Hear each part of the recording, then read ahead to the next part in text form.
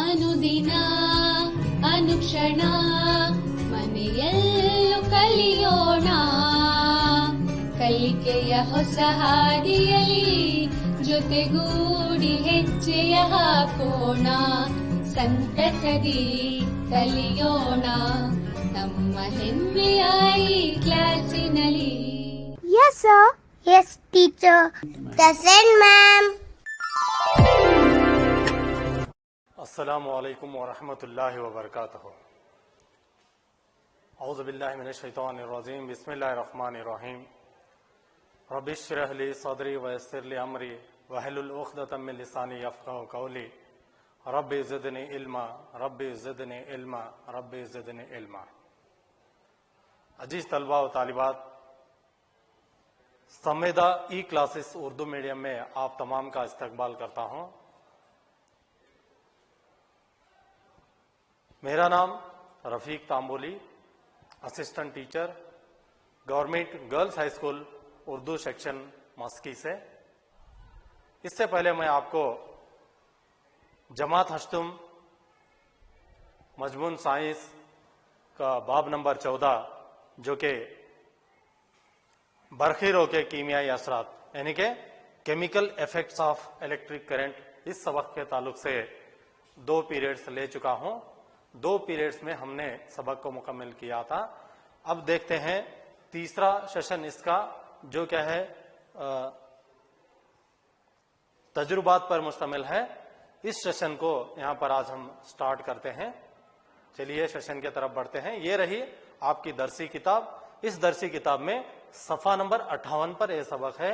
इस सबक में मौजूद तमाम तजुर्बात को हम एक के बाद देकर देखते चलें. अच्छा, तो बच्चों, हमने सबक के दौरान मौसिल के अक़साम के बारे में देख रहे थे. सबसे पहले कमजोर मौसिल, इसको एक तजुर्बे के जरिए समझने की कोशिश करते हैं. देखिए यहां पर तजुर्बा है. हमने बैटरी के 2 टर्मिनल में से एक टर्मिनल को बल्ब से जोड़ दिया है, दूसरे टर्मिनल को टेस्टर के एक आजाद सरे से जोड़ दिया गया है. इसी तरह से यहां पे बल्ब के दूसरे टर्मिनल को टेस्टर के जहां पर प्लास्टिक या फाइबर है उसको हम मुंसलिक करते हैं तो क्या होता है, यहां पर बल्ब नहीं जलता है. इससे पता चलता है कि प्लास्टिक या जो ये फाइबर है वो कमजोर मौसिल है, ये अच्छा मौसिल नहीं है.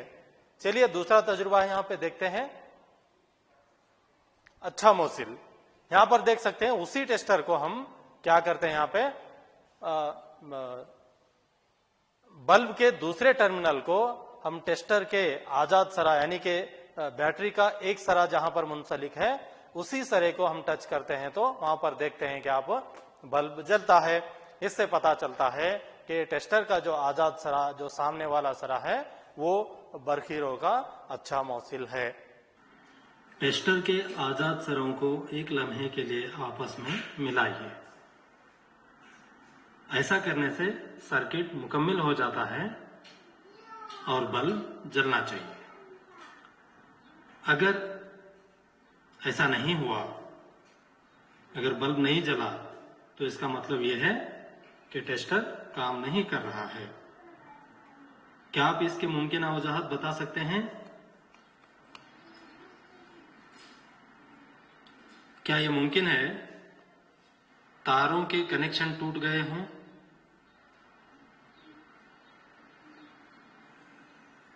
या फिर ये ढीले पड़ गए हों, या बल्ब फ्यूज हो गया हो, या फिर सेल के अंदर जो पावर है वो खत्म हो गया. अगर ये सभी दुरुस्त हैं तो बल्ब जलेगा और टेस्टर भी काम कर रहा है. अगर ऐसा नहीं हुआ तो ये टेस्टर खराब हो चुका है. अब यहां पर जो तजुर्बे में देख रहे हैं, यहां पर टेस्टर काम कर रहा है, तो इसको हम क्या है इस्तेमाल कर सकते हैं. अगर ऐसा नहीं हुआ तो समझ लीजिए कि सेलों की पावर खत्म हो गई है, तो ये जो सेल हैं उसको चेंज कर दीजिए, उसको नए सेल इस्तेमाल कीजिए. देखिए तजुर्बे में यहाँ पर टेस्टर सही होने की वजह से, तमाम कनेक्शन सही होने की वजह से, सेल में भी पावर होने की वजह से यहाँ पर बल्ब जल रहा है।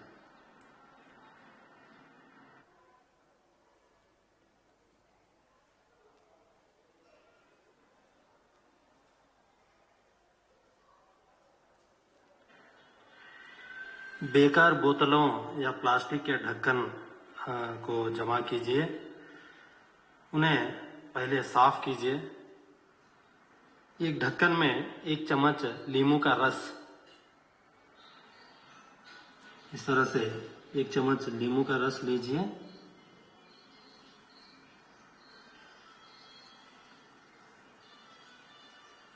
यहाँ पर देखिए मैंने सेल को एक ऑन ऑफ करने के लिए बटन का इस्तेमाल किया है और साथ ही साथ यहाँ पर 2 टेस्टर्स का इस्तेमाल किया है। दरमियान में एलईडी बल्ब का यहाँ पर क्या मैंने इस्तेमाल किया है। अब ये फिल वक्त बटन ऑफ है, आप देख सकते हैं कि यहाँ पे बल्ब नहीं जलता। देखिए हाँ, अभी ऑन करके देखते हैं। स्विच ऑन करके ऑन करने के बाद आप देख रहे हैं कि जब हम दोनों टेस्टर्स को मिलाते हैं तो यहाँ पर बल्ब जलता है। तो हमें देखना है कि नींबू का रस या सुरके में बरखी रोग का इस्तेमाल होता है या नहीं। तो उसको हमें क्या करना होगा, इन दोनों टेस्टर्स को इस सुरके में मिलाना, डुबोना होगा, जो यहां पर देख सकते हैं। यहां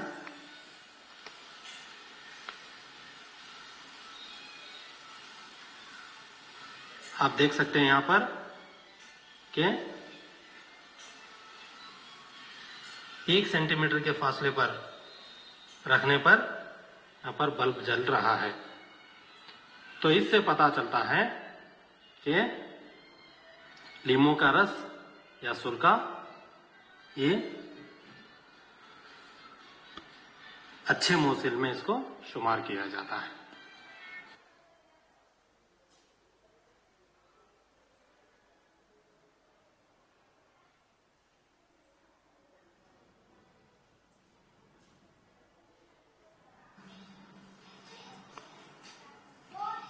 माचिस की एक खाली डब्बिया से उसकी ट्रे निकाल लीजिए।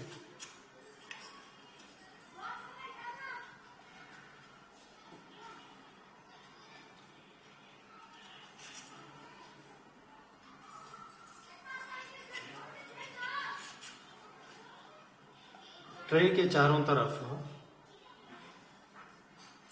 बरखी तार के कुछ फेरे लपेटिए।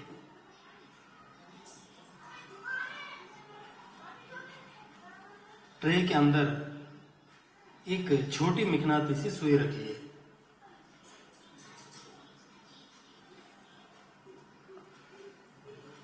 अब तार के एक आजाद सरे को बैटरी के एक टर्मिनल से मुंसलिक कर दीजिए।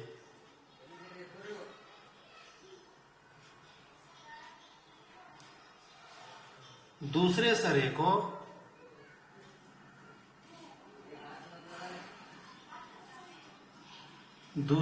को आजाद छोड़ दीजिए।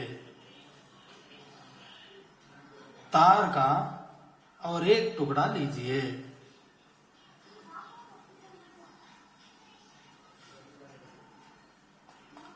और उसे बैटरी के दूसरे सरे से मुंसलिक कर दीजिए।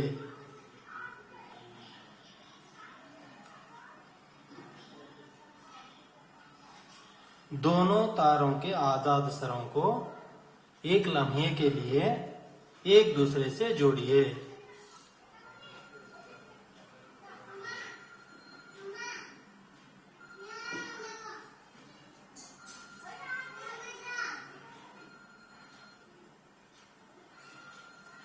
मिकनातीसी सुई में इनराफ होना चाहिए। लीजिए, आपका तार के 2 आजाद सरों वाला टेस्टर तैयार है। अब इस टेस्टर का इस्तेमाल करके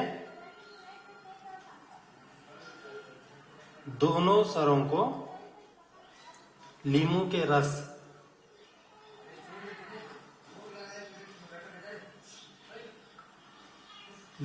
रस में डुबोते ही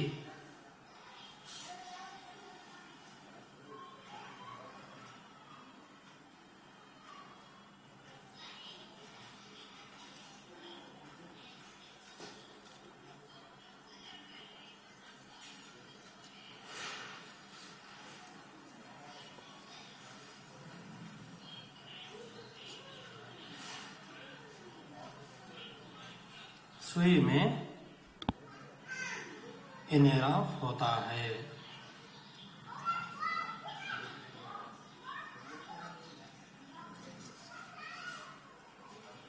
अब देखिए इन्हेराफ रुक जाता है। टेस्टर के सरों को लीमू के रस से बाहर निकाल लीजिए। उन्हें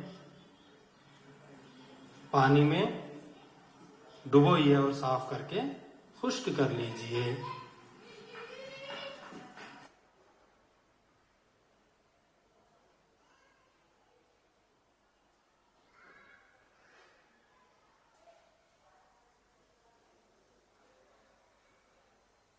ऐसा टेस्टर तैयार कर सकते हैं जो बहुत कम करंट को भी महसूस कर सके।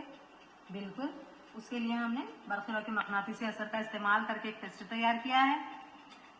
आप किसी इस्तेमालशुदा माचिस की खाली डिबिया, उसकी ट्रे लें, उसके अतराफ एक मौसूल तार लपेटें, उसके एक किनारे को बैटरी के एक टर्मिनल से जोड़ें। बैटरी के दूसरे टर्मिनल से हमने एक वायर से ये स्टोव पिन जोड़ा है और जो मौसूल का दूसरा किनारा है उससे मैंने दूसरा स्टोव पिन जोड़ा है। अब जब दोनों स्टोव पिन्स को मैं छूती हूँ तो आप यहाँ देखिए मकनातीसी सुई में होने वाले इन्हेराफ को। क्या आप बता सकते हैं कि इन्हेराफ क्यों हो रहा है? क्या इस इन्हेराफ की तशरीह कर सकते हैं हम? मकनातीसी सुई उस वक्त मुनहरिफ होती है जब कोई दूसरा मकनातीस उसके करीब आए, या उस वक्त भी इन्हेराफ होता है जब कोई बरखीरा ले जाने वाला तार उसके करीब हो। हम यहाँ पर इस टेस्टर की मदद से मुख्तलिफ रकीक में इन टेस्टर्स को गुजार के देखेंगे कि कौन से रकीक बरखीरों के अच्छे मौसिल हैं और कौन से बरखीरों के कमज़ोर मौसिल हैं। उसके लिए मैंने लिया है लीमू पानी। इस लीमू पानी में जब मैं टेस्टर को गुजारती हूँ तो आप सुई में होने वाले इन्हेराफ पे गौर कीजिए। इन्हेराफ हो रहा है यानी ये बरखीरों का अच्छा मौसिल है। हर मर्तबा आप इन रकीक में डुबोने पर दूसरे रकीक में डुबोने से पहले इसको पानी में अच्छी तरह धो के खुश्क कर लें। पानी में अच्छी तरह से धो के खुश्क कर लिया है। अब इसमें डालूंगी, अब मैं विनेगर में इसको डालूंगी। विनेगर में मैंने इसको दाखिल किया है। देखिए विनेगर में होने वाला रिएक्शन किस तरह हमें बुलबुले नजर आ रहे हैं, है ना? अब हम सुई का इन्हेराफ देखेंगे। सुई में इन्हेराफ हो रहा है यानी ये भी बरखीरों का अच्छा मौसम है। फिर से इसको हम धो लेंगे। अब मैं इसे दूध में डुबोऊंगी।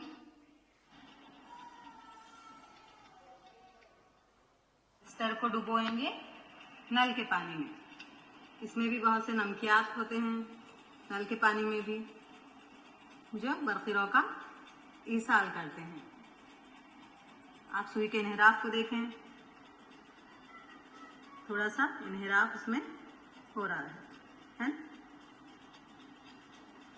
अब हम इसको डुबोएंगे शहद में।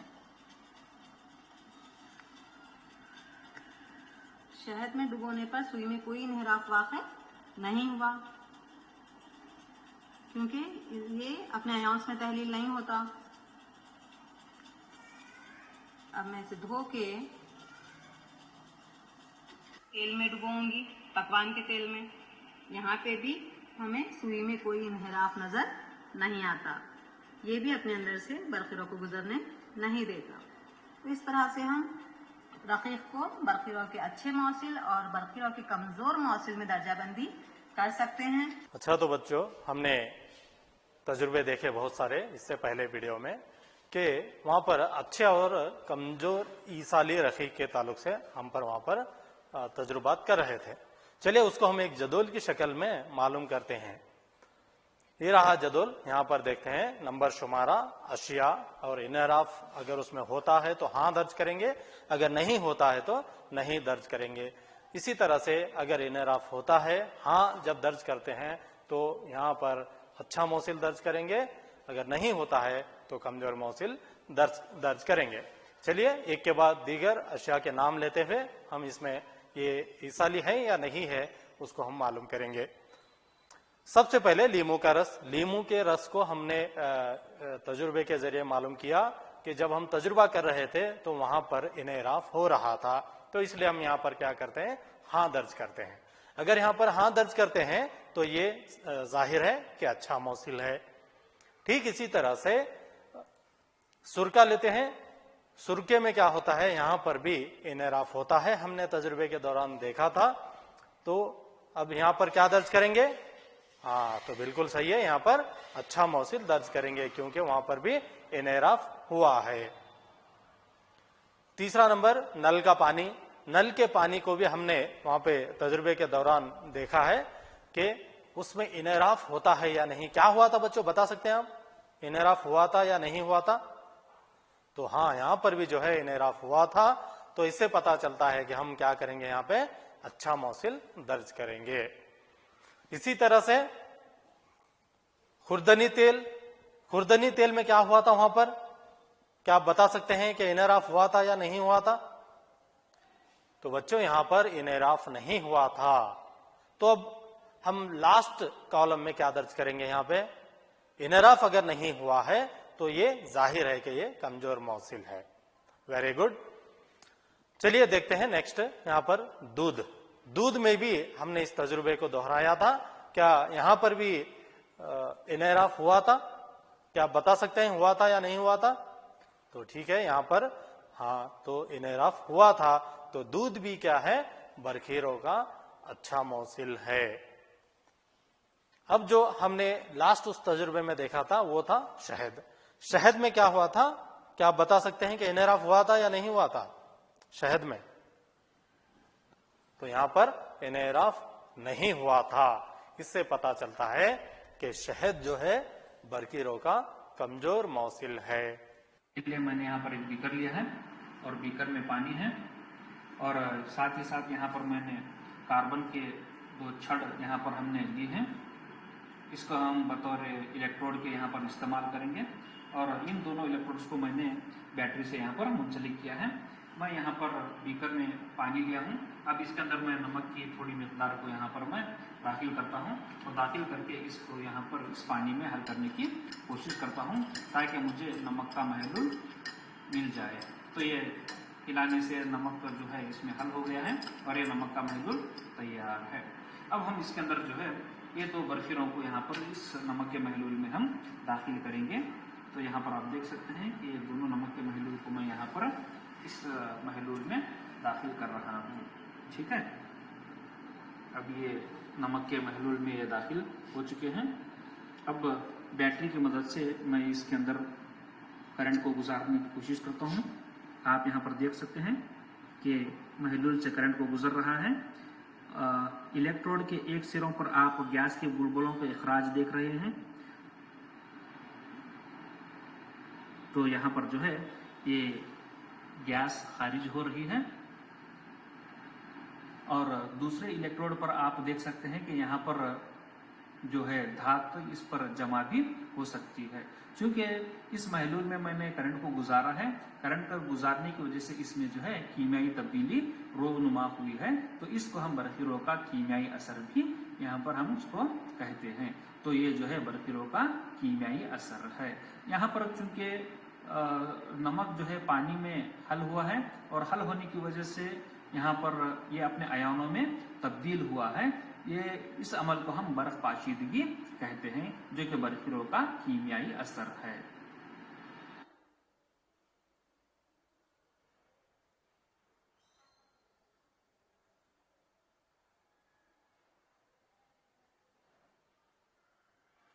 बिस्मिल्लाहिर्रहमानिर्रहीम।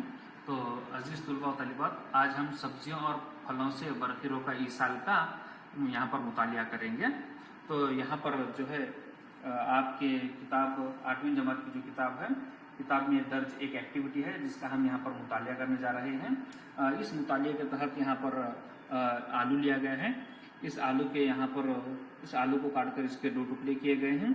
और जैसा कि मैं बता चुका हूं कि सब्जियों और फलों से बरखीरों का ईसाल, इसका यहाँ पर मुतालिया करना है। तो इसी के तहत आलू को जो टुकड़ों में बांटा गया है और आलू के एक टुकड़े को यहाँ पर बैटरी के 2 टर्मिनलों से, जैसा कि आप यहाँ पर देख सकते हैं, दाखिल किया गया है। मस्बत एक टर्मिनल है और मनफी एक टर्मिनल है। ये जो टेस्टर है, टेस्टर का एक मस्बत सिरा और मनफी सिरा, दोनों सिरों को यहाँ पर आलू के एक हिस्से में दोनों को चुभोया गया है। और तकरीबन थोड़े देर के वक्फे के लिए अगर हम बरखीरों को अगर से हम गुजारें तो आलू के अंदर कीमियाई तब्दीली वाक़ा हो जाएगी। तो इससे हमें ये साबित होता है कि ये सब्जियों और फलों से भी बरखीरों का ईसाल होता है। ठीक है, तो यहाँ पर थोड़ी देर के लिए हम इस आलू से बरखीरों को गुजारेंगे। तो इससे क्या तब्दीली रूनुमा होगी उसका हम यहाँ पर जायजा लेने की कोशिश करेंगे। ठीक है, तो ये वक्फा हो गया है। अब मैं यहाँ पर इस इलेक्ट्रोड को यहाँ पर हटाता हूँ। आप देख सकते हैं कि एक इलेक्ट्रोड है जिसको मैंने अलहदा किया है, एक दूसरा इलेक्ट्रोड है मस्बत इलेक्ट्रोड। तो जो मस्बत इलेक्ट्रोड जहां पर मैंने चुभाया था वहां पर जो है मुझे एक सब्ज धब्बा यहाँ पर मुझे नजर आ रहा है। तो ये जो है सब्जियों से करंट को गुजारने के नतीजे में हुआ है। तो इस जो आलू है, तो आलू के अंदर जो है एक कीमियाई तब्दीली वाक़ा हुई है। तो जहां पर मैंने मस्बत सिरे को जोड़ा था वहां पर मुझे जो है ये सब्ज धब्बा नजर आया है। तो इस एक्टिविटी से हमें ये पता चलता है कि सब्जियों से फलों और सब्जियों से करंट गुजरती है और करंट गुजरकर इसमें कीमियाई तब्दीली रोनुमा होती है। और दूसरी जो अहम बात यह है कि जो मस्बत सिरा जहां पर मैंने चुभोया था वहां पर मुझे नीला धब्बा हासिल हुआ है। अगर कोई बैटरी या सेल है और उसका अगर मस्बत सिरा अगर हमें पता नहीं है तो इस एक्टिविटी के जरिए से हम मस्बत सिरे को मालूम कर सकते हैं। तो जहां पर मस्बत सिरा होगा वहां पर फलों के ऊपर इस तरह का हमें धब्बा हासिल होगा। तो जो धब्बा वाला जो हिस्सा है वो मस्बत सिरे को जाहिर करता है।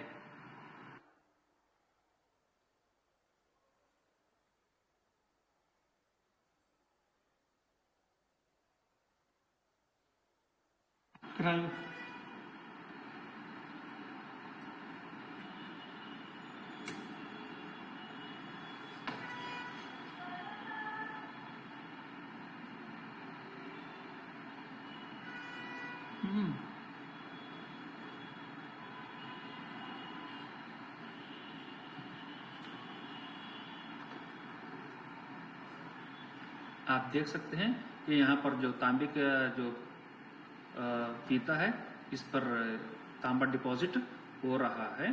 ठीक है, यहाँ पर आप देख सकते हैं।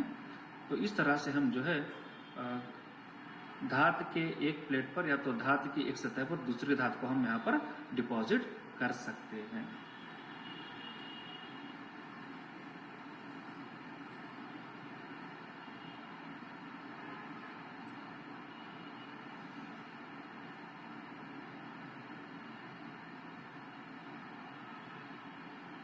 अगर मैं टर्मिनलों को रिवर्स करूं तो जो तांबे के प्लेट पर जो तांबा आकर जमा हुआ है वो निकल कर फिर महलूल में चला जाएगा और महलूल के जरिए से फिर दूसरी धातु प्लेट पर वो जमना शुरू हो जाएगा। ठीक है, यहाँ पर हम इसको देखने की कोशिश करेंगे।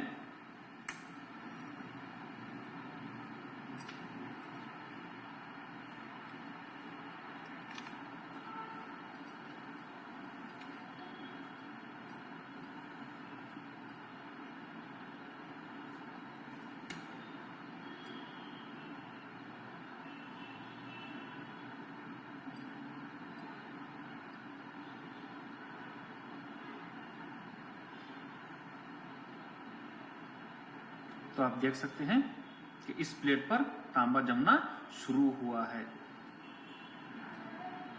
जिस पर जमा था उससे यह तांबा निकल रहा है। तो यहाँ पर ये अमल रिवर्स हो रहा है।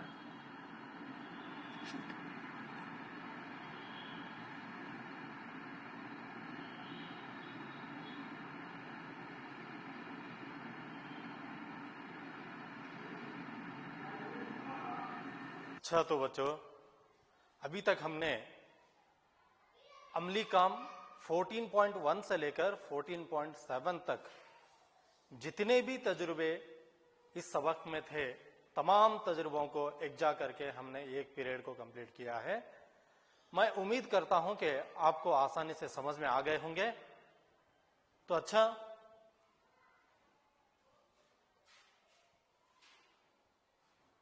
अच्छा तो बच्चों, हम दोबारा मिलेंगे इस सबक के अगले सेशन में, जो कि मश्की सवालात और जवाबात पर मुनहसर होगा। तब तक के लिए आप घर में रहें, अपना ख्याल रखें। स्कूलों में अगर आप जाते हैं तो डिस्टेंस को मेंटेन करें। बहुत बहुत शुक्रिया। खुदा हाफिज। अनुदिना